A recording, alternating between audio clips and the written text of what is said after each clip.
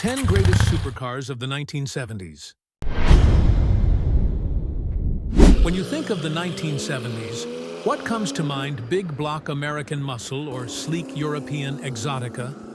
While Detroit gave us roaring V8s and straight-line speed, Europe quietly unleashed a new kind of predator, the supercar.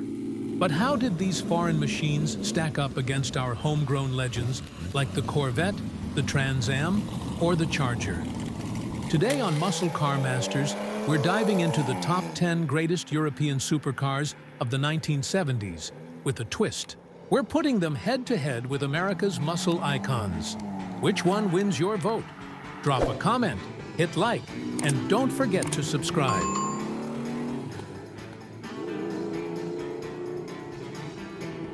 1971 to 1978, Maserati Bora.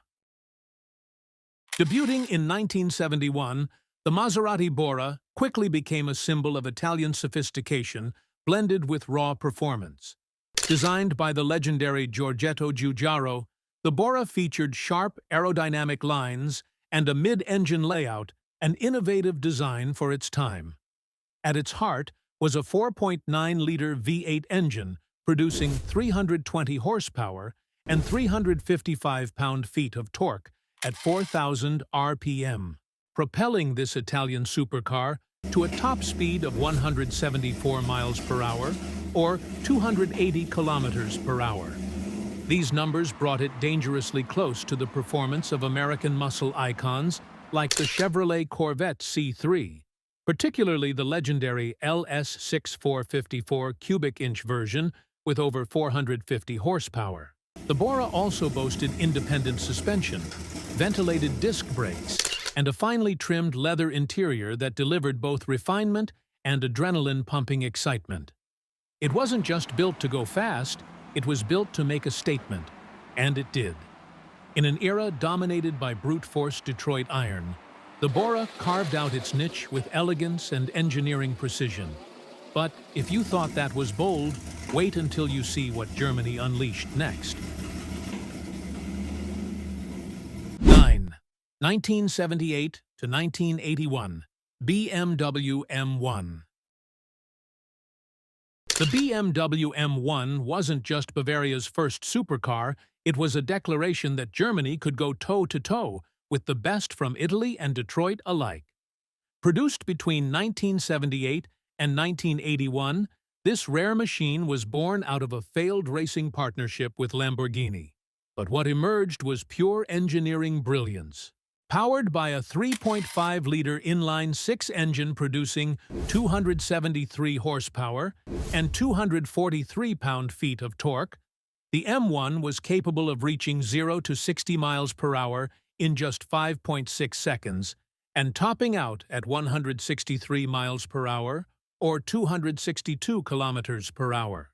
With only 400 road-going units ever produced, this hand-built machine featured a tubular space frame chassis, fiberglass body panels, and a rear mid-engine layout, all combining to deliver exceptional balance and precision. In the American context, the M1's performance numbers echo those of the Pontiac Trans Am SD455, a car that delivered serious muscle at a fraction of the M1's cost. But while the Trans Am was a loud, in-your-face brute, the M1 was surgical, a precision instrument in a world of hammers. Elegant, rare, and purpose-built, this was Germany's answer to Detroit's roar. Ready for what Italy had to say next? 1971 to 1992, the Tomaso Pantera. Now, this one hits close to home, literally. The De Tomaso Pantera was a rare breed, part Italian exotic, part American muscle, and all attitude. Introduced in 1971, the Pantera featured a sleek wedge-shaped body designed by Ghia, but its heart beat pure Detroit iron. Under the rear deck lid sat a Ford 351 Cleveland V8, churning out around 330 horsepower and 344 pound-feet of torque. It could sprint from 0 to 60 miles per hour in just 5.5 seconds and had a top speed approaching 160 miles per hour. Unlike most European exotics, the Pantera was built to be brutal and reliable. Thanks to Ford's official backing, it was sold through Lincoln Mercury dealerships across the U.S., making it one of the few true mid-engine supercars Americans could walk into a showroom and actually buy. It used a ZF 5-speed transaxle, featured 4-wheel disc brakes, and boasted a steel monocoque chassis for rigidity. The Pantera wasn't delicate, it was brawny, loud, and brash, like a Mustang dressed in Italian silk.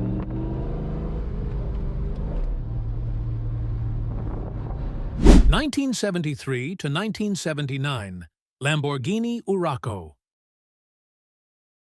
In the world of roaring V8s and drag strip dominance, the Lamborghini Urraco took a different path, one paved with curves, precision, and quiet rebellion.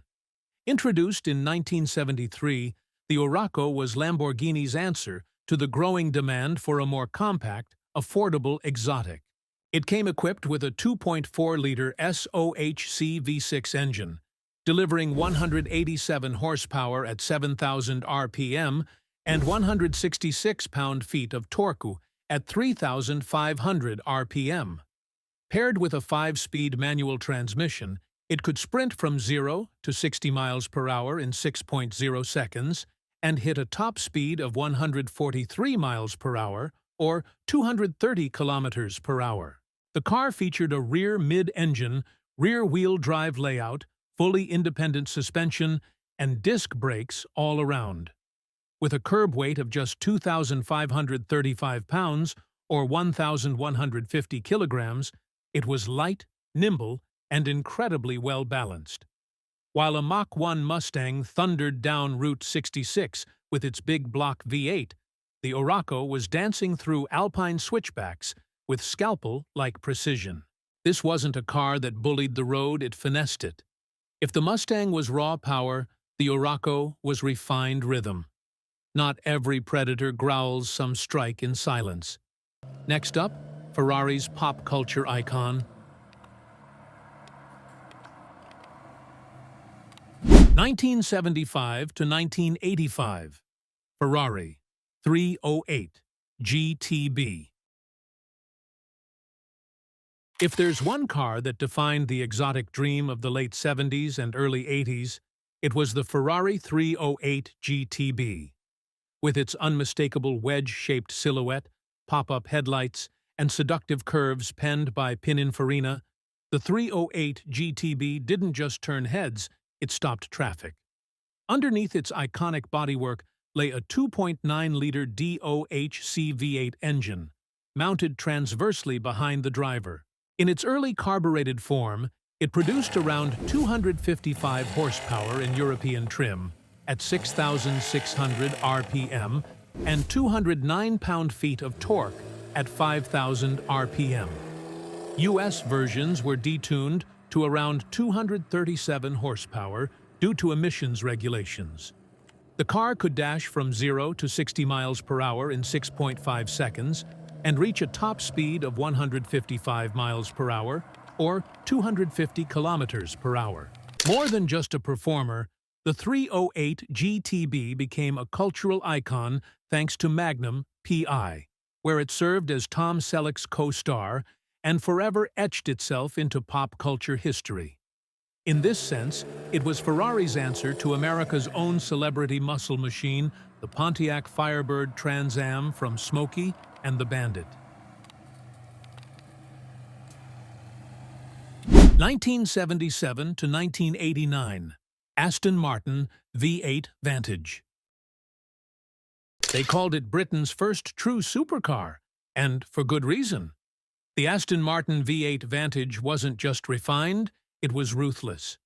Launched in 1977, this beast was Aston Martin's answer to the Ferrari Daytona, the Lamborghini Countach, and even America's Dodge Charger 440 Magnum. Under the hood roared a hand-built 5.3-liter quad, carbureted V8, producing between 375 to 390 horsepower and 406 pound-feet of torque. That was enough to launch the V8 Vantage from 0 to 60 miles per hour in just 5.2 seconds and push it to a top speed of 170 miles per hour, or 274 kilometers per hour, a jaw-dropping figure for its day. But unlike Detroit's muscle machines, the Aston wasn't about brute force alone. It came wrapped in a tailored body with flared fenders, deep front air dam, and a fastback profile that screamed power in a tuxedo. The suspension was tuned for grand touring, not drag racing, but make no mistake, it could hold its own against any big-block American monster in a straight-line duel. Up next, a rally legend born from Italian chaos that you never knew. 1973 to 1978, Lancia Stratos. In the land of Detroit muscle, where long hoods and big blocks reigned supreme, the Lancia Stratos landed like a UFO. Born from a desire to dominate rally racing, this Italian firecracker was unlike anything American automakers had ever built. With a wheelbase shorter than a Ford Pinto, the Stratos was designed purely for agility. Power came from a 2.4-liter Ferrari V6, pumping out 265 horsepower and revving to a spine-tingling 7,500 RPM. Paired with a featherweight body at just 1,980 pounds, or 900 kilograms, it could rocket from 0 to 60 miles per hour in under 5 seconds faster than most American muscle cars of its time. While a Dodge Charger 440 Magnum tore up quarter miles with thunderous torque, the Stratos danced across gravel, snow, and tarmac with balletic precision. Its purpose wasn't brute strength, it was total control. The engine screamed, the suspension gripped, and the victories stacked up. 3 WRC championships in a row. Forget brute force, this was Italy's scalpel slicing through the chaos of rally stages. Ready for the original supercar that shocked even Detroit? 1966 to 1973, Lamborghini Miura P400. Before the term supercar ever entered the gearhead dictionary, there was the Lamborghini Miura. Sleek, seductive, and scandalously fast, the Miura P400 didn't just challenge convention, it obliterated it. Introduced in 1966, the Miura stunned the world with its transverse mid-engine layout and 3.9-liter Phi 12 engine. Producing 390 horsepower at 7,850 RPM and 295 pound-feet of torque. That was enough to hurl the car to 60 miles per hour in just 5.5 seconds and hit a top speed of 180 miles per hour or 290 kilometers per hour numbers that made even American muscle look over its shoulder. But it wasn't just about speed. The Miura brought style and exotic mystique that no Detroit steel could match. While a Plymouth Roadrunner 426 HEMI made its presence known with booming exhaust and big block bravado, the Miura whispered sophistication. Its low-slung body, sculpted by Bertone, sat barely 3 feet high.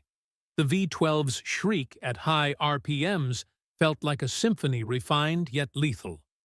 If the HEMI was a hammer, the Miura was a scalpel dipped in gold. Sleek, silent, and dangerously underrated, next car will shock you. 1974 to 1990, Lamborghini Countach. If the Miura invented the supercar, the Countach defined how one should look. Unveiled in 1974, the Lamborghini Countach wasn't just a car, it was a rolling piece of science fiction that set the tone for decades of bedroom wall posters.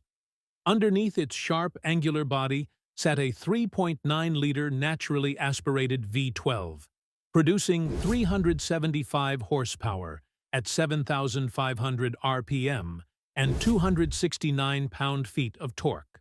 It could blast from 0 to 60 miles per hour in 5.6 seconds and reach a top speed of 179 miles per hour or 288 kilometers per hour. putting it in the same performance bracket as America's finest, the Corvette C3 and early C4. But while the Corvette evolved with refinement, the Countach dialed up the drama. Scissor doors, outrageous spoilers, and that wide rear stance made it look more like a spacecraft than a sports car. Yet, it wasn't all for show. The Countach used a tubular space frame, independent suspension, and a rear mid-engine layout to ensure it handled with serious intent. It may have lacked creature comforts, but no one bought it for that. This car was pure, unapologetic excess.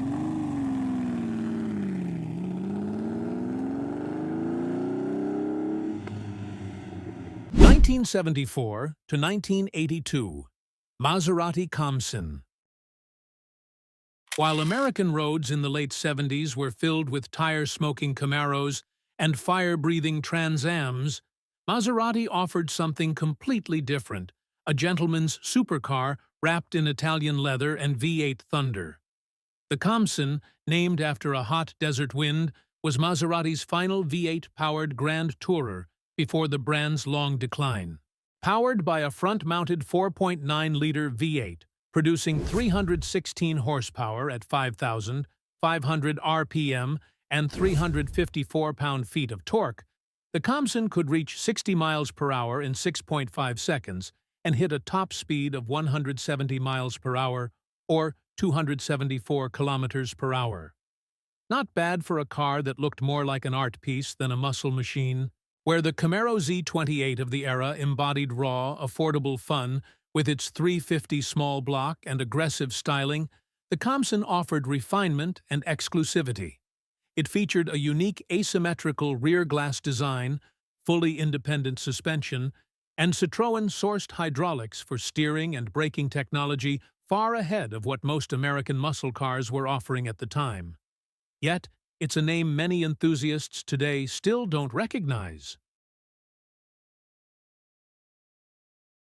So now that you've seen what Europe had to offer during the muscle car era, what do you think? Did any of these sleek machines earn your respect? Or do you still stand proudly with Detroit steel and raw V8 thunder? Let us know in the comments. Which one would you park in your garage, the Miura or the Roadrunner, the Countach or the C3 Corvette?